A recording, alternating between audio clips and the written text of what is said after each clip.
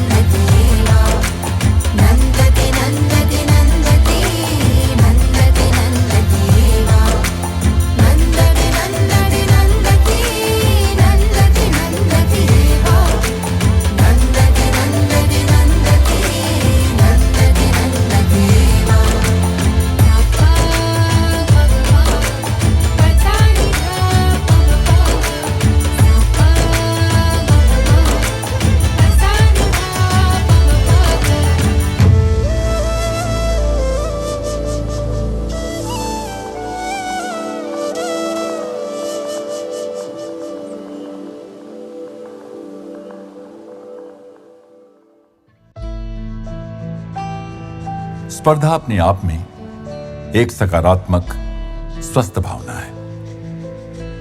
बस हम प्रयत्न करें कि किसी दूसरे से स्पर्धा ना करें। स्पर्धा स्वस्थ तभी कहलाती है जब हम अपनी तुलना अपने आप से करते हैं। जैसे पीछे पलटकर देखें कि कुछ माह या कुछ वर्ष पहले मैं कहां था, मुझ में क्या अवगुण थे, अब कुछ कम हुए या नहीं। यह अपने आप से आमना सामना जरूरी है। अपनी कमियों को जानना पहचानना आत्मोन्नति की ओर बढ़ता कदम, या कहें कि आधी यात्रा हो गई। पर हम अपने भीतर जाते कब हैं और अपनी कमियों को स्वीकार कहां करते हैं। एक महात्मा कहते थे, क्या हम इतने दीनहीन अकिंचन हैं जो सदा दूसरों के घर में झांकते रहते। अरे कभी अपने घर में भी जाया करो। बाह्य जगत में पूर्णता है नहीं, अंदर गए बिना कैसे मल देखेंगे और कैसे उसका निवारण कर पूर्णता तक पहुंचेंगे। स्वयं से स्पर्धा उस विद्यार्थी जैसी है जो आज 70% अंक पाकर संतुष्ट नहीं होता और अगली बार 80% का संकल्प लेता है। यह बोधपूर्ण अभ्यास कौशल प्रदान करके हमें सफलता और संतृप्ति दोनों देगा, जबकि दूसरों से ईर्ष्या द्वेष अज्ञान के क्षेत्र में होता है और बाहर भीतर अशांति, अक्षमता और बेचैनी के सिवाय कुछ नहीं देता। अम्मा कहती हैं कि जंगली जानवर को पालने वाले को हमेशा उस पर नजर रखनी पड़ती है, जबकि माली अपने बगीचे का दरवाजा बंद रखकर फूलों की सुगंध से आनंदित रहता है।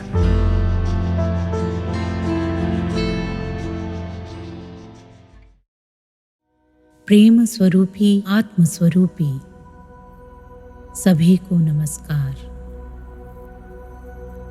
രാമായണം വായിക്കുമ്പോൾ നല്ല മാതൃകൾ നമ്മൾ ഉൾക്കൊണ്ട് ജീവിക്കാൻ ശ്രമിക്കണം. പ്രത്യേകിച്ച് കുടുംബജീവിതത്തിൽ സ്നേഹവും ഐക്യവും വളർത്താൻ ശ്രമിക്കണം. ആ പ്രശ്നങ്ങൾ ലഘൂകരിച്ച് വരും. रामायण पढ़कर हमें उसके अनुरूप जीवन यापन करना चाहिए। विशेषकर जीवन में प्रेम व एकता विकसित करें तो समस्याएं हल्की पड़ जाएंगी। परस्पर विनयी हों। कभी क्रोध आ भी सकता है, कारण है शास्त्र ज्ञान नहीं है, पर चूक का एहसास होने पर अपने कठोर वचनों के लिए हम क्षमा मांग पाएंगे। पति हो या पत्नी, जो भी हो, तत्काल भुला देंगे। एक बेटी है जिसके स्कूल में अपरिपक्व बच्चे थे। माता पिता का दुर्व्यवहार होने के कारण गाली गलौज, मारपीट व्यवहार में होती है। ऐसे बच्चे थे वहाँ। गंदी भाषा उनके लिए सामान्य बात है। वो उनकी हर गाली के लिए फाइन लगाने लगे। जो गाली देगा उसे इतना फाइन लगेगा। शुरू में 60 में से 20 बच्चे गंदी भाषा का प्रयोग करते थे। फाइन लगाया। दूसरे दिन 5% की कमी आई। फाइन लगता रहा। समय के साथ सुधार होता गया।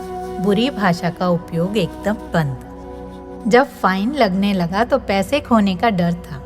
इस डर से उन्होंने संयम रखना सीखा।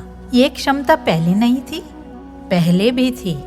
जब तक कष्ट से न गुजरे सजगता नहीं आती। जो बहुत सजग हैं, देखा जाए तो उन्होंने निश्चय ही कष्ट झेले होंगे। सुख में हम सब कुछ भुला देते हैं, यहाँ तक कि अपने आप को भी। फिर जब धोबी पटका मिले तभी सीखते हैं। एक बच्चे ने अपने पिता से पूछा। प्रहलाद ने कभी पिता का कहना नहीं माना पर बहुत अच्छा बना। राम ने पिता का कहना माना, वो भी अच्छे बने। तो आज्ञाकारी और अवज्ञाकारी दोनों ही अच्छे। तो मैं मानूं या न मानूं पिताजी? बेटे, वो त्रेता युग और सतयुग की बातें हैं। अब हम कलयुग में हैं। तुम्हारी माँ की आज्ञा का पालन उत्तम है। हमारा रामायण का पारायण हाथी के स्नान जैसा न हो। हाथी नहा धोकर फिर से धूल में नहा लेता है। हम रामायण के दिखाए रास्ते पर न चलें तो इसका पाठ निरर्थक है। यदि एक ओर शक्कर रखी हो, दूसरी ओर चींटियां हो तो वो सारी शक्कर खा जाएंगी। ऐसे हैं हम। हमें इसे आचरण में लाने का प्रयत्न करना चाहिए। अच्छे संस्कारों को जीवन में लाने का हार्दिक प्रयत्न सदा करना चाहिए। तभी रामायण और हमारी प्रार्थनाएं अर्थपूर्ण होंगी। तभी फल मिलेंगे, भीतरी और बाहरी। रामायण संस्कार वाहिनी है, मात्र आध्यात्मिक शिक्षा नहीं। रामायण के पढ़ने सुनने से अनजाने ही हम में अच्छे संस्कार आ जाते हैं। ये हमें स्वच्छ और शुद्ध करती है। ऐसी शक्ति है रामायण में। गलतियों को पहचान ले तो हम उन्हें संयमित कर सकते हैं। ये संस्कारित करता है। किंतु गहन अध्ययन पर हम रामायण पढ़ते हैं राम बनने के लिए, गीता पढ़ते हैं कृष्ण बनने के लिए। हम रामायण के श्रेष्ठ पात्रों का अनुकरण कर सकते हैं। जीवन में गुणों को लाकर शक्ति विकसित कर सकते हैं। पूर्वापेक्षाएं हमें किसी चीज का आनंद नहीं लेने देती। एक बच्ची के दोनों हाथों में एक एक सेब था। माँ ने पूछा, बेटी एक सेब मुझे दोगी? माँ की बात सुनते ही बच्ची एक सेब दांत से काटकर खाने लगी। माँ निराश हो गई। कितनी स्वार्थी है ये, ऐसी कैसे हो गई? शेयर नहीं करती। माँ फिर बोली, एक सेब तो दे दो। वो दूसरा सेब भी खाने लगी। माँ को बहुत गुस्सा आया। मैंने तो इसे हमेशा करुणा ही सिखाई, पर इसका ये व्यवहार। मन तो हुआ बच्ची की धुलाई कर डाले।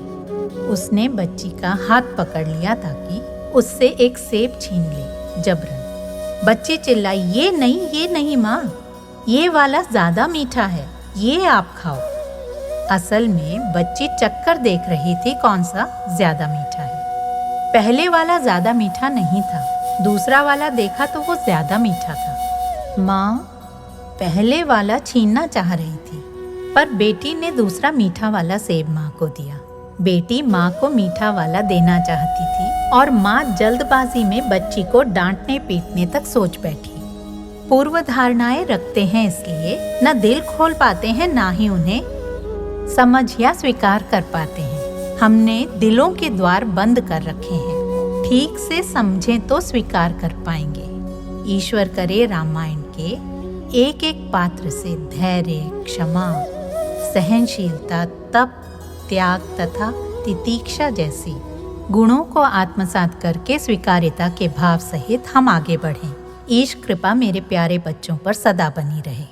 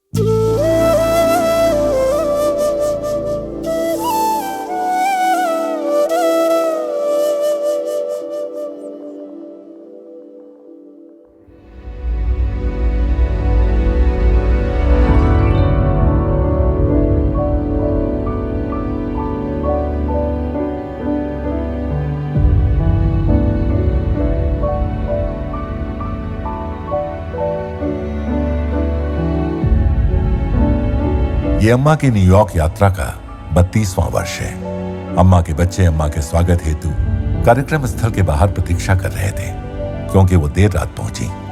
उन्होंने अपनी मां की झलक पाते ही उनका प्रेम पूर्वक स्वागत किया।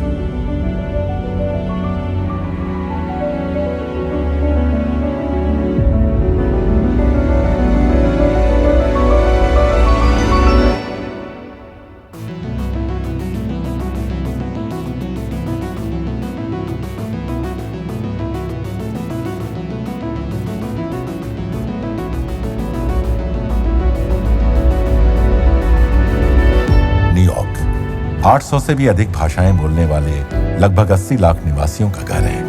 नगर के हृदय मैनहट्टन में कई आकर्षक स्थल हैं, जैसे सर्वाधिक लोकप्रिय सेंट्रल पार्क। यहाँ के सांस्कृतिक संस्थानों में 150 से भी अधिक म्यूजियम, गैलरियां और अभिनय स्थल हैं, जैसे मेट्रोपॉलिटन म्यूजियम ऑफ आर्ट और ब्रॉडवे थिएटर्स।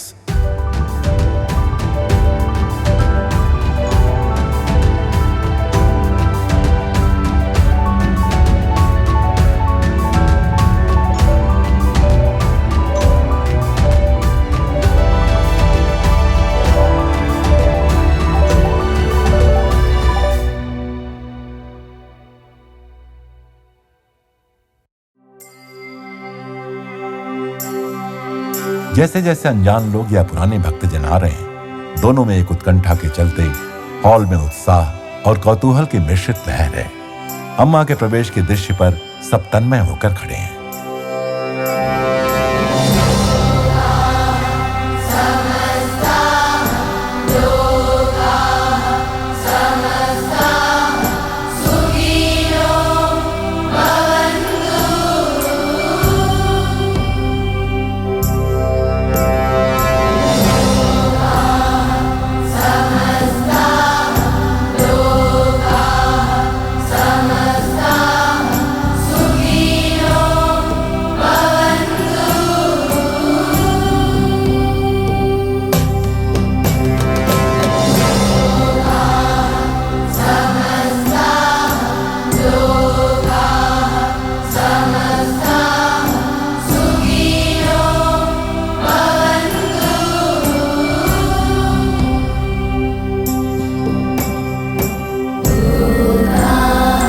अम्मा का स्वागत मैक्सिको के consul general Shri Diego Gomes ने किया।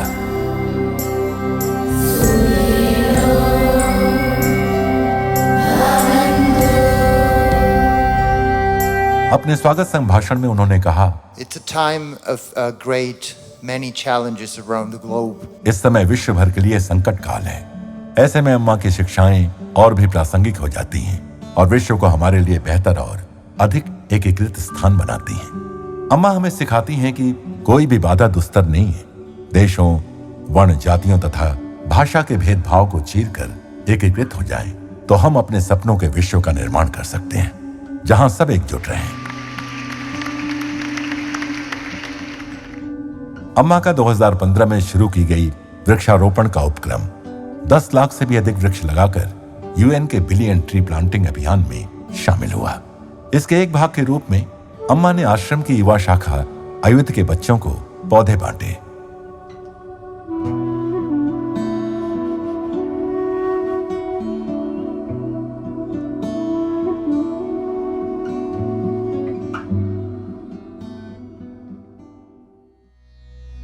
अम्मा के सानिध्य में अम्मा के बच्चे बालवत हो जाते हैं, पिघल से जाते हैं। अम्मा अपने पास आने वाले सभी क्षेत्रों के सब लोगों पर अपना अहेतुक स्नेह बरसाती हैं। अम्मा के पास आने वालों को भाषा ज्ञान की आवश्यकता नहीं। अम्मा की भाषा विशुद्ध प्रेम की सार्वभौमिक भाषा है। कभी मात्र एक दृष्टि, एक कटाक्ष, एक स्पर्श, जो शब्दों के बिना भी बहुत कुछ कह जाते हैं।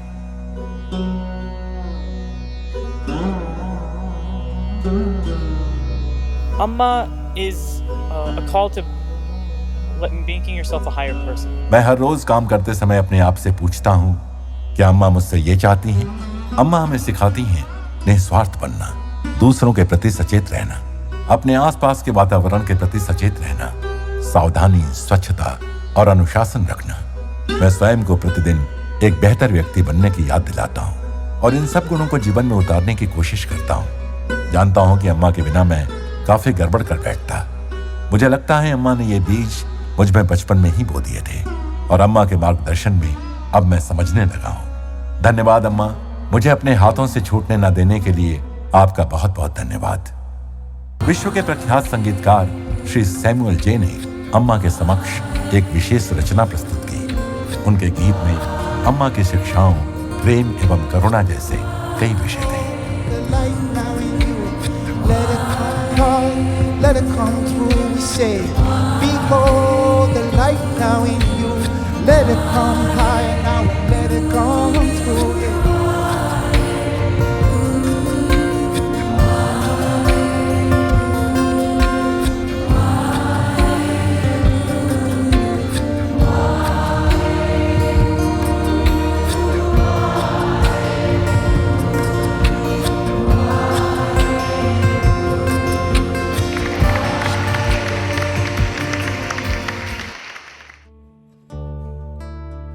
अम्बा जगदोधारिणी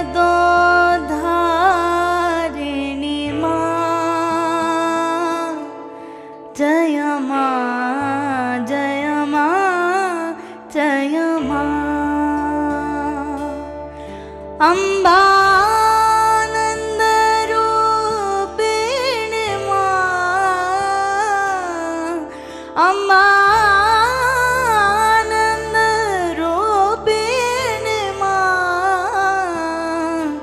जय माँ जय माँ जय माँ,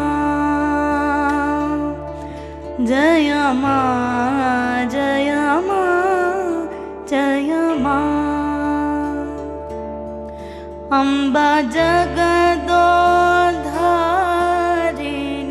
आगामी कड़ी में न्यूयॉर्क से और जय माँ